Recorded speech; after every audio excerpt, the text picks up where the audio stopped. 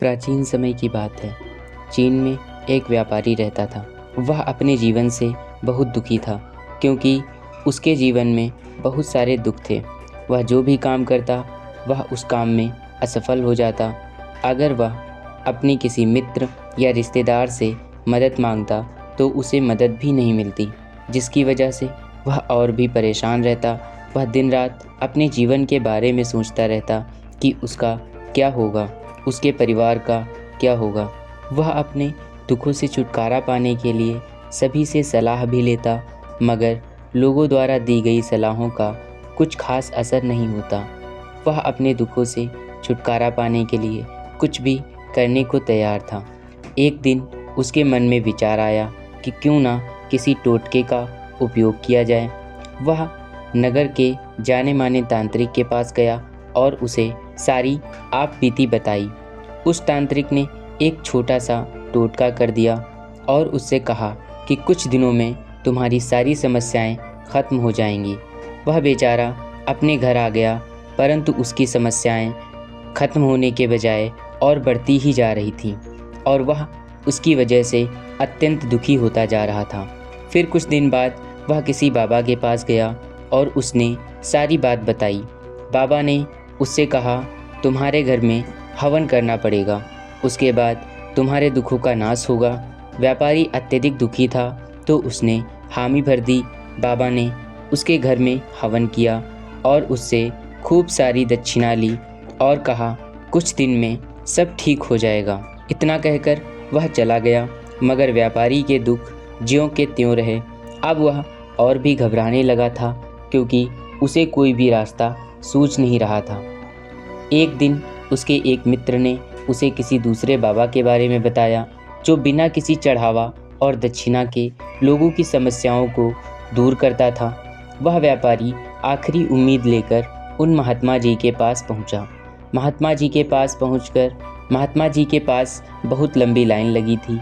वह व्यापारी भी लाइन में खड़ा हो गया। अंत में जब उसका नंबर आया तो महात्मा ने उसकी तरफ देखा और उस व्यापारी की दशा को देखकर वह समझ गए कि वह अत्यंत दुखी है। उन्होंने कहा, बताओ आपकी क्या समस्या है।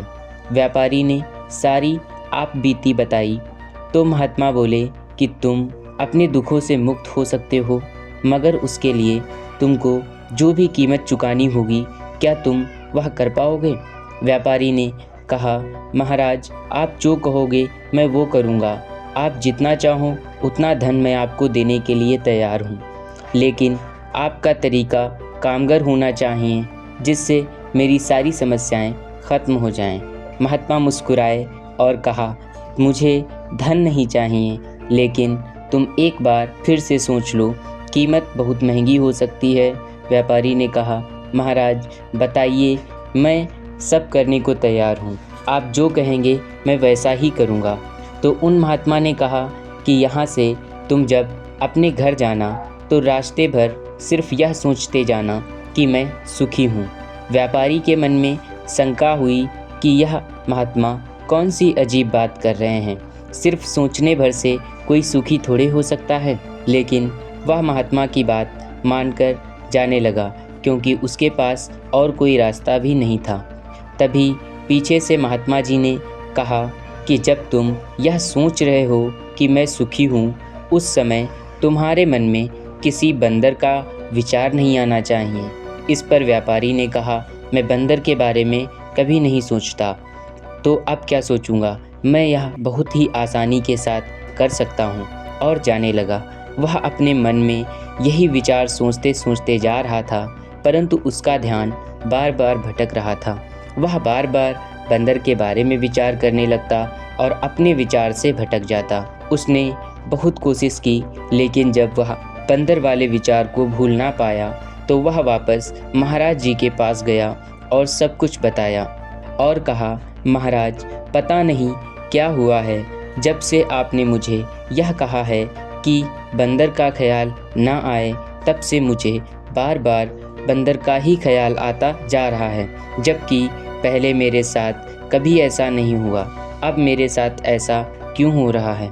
इस पर महात्मा जी मुस्कुराए और कहा, बेटा यही तो मैं तुमको सिखाना और बताना चाहता था कि जब हम किसी व्यक्ति, वस्तु या विचार से दूर जाना चाहते हैं तो हम न चाहकर भी उसी के बारे में सोचते रहते हैं। इसी तरह जब हम शराब, तंबाकू या किसी दूसरी लत के आदी होते हैं तब भी हम सिर्फ उसी के बारे में सोचते हैं। इसी तरह जब हम दुखी होते हैं तो सिर्फ दुख के बारे में सोचते हैं और विचार करते हैं, जिसकी वजह से वह हमारे अंतर्मन तक प्रवेश कर जाता है और हमें अधिक परेशानियों का सामना करना पड़ता है।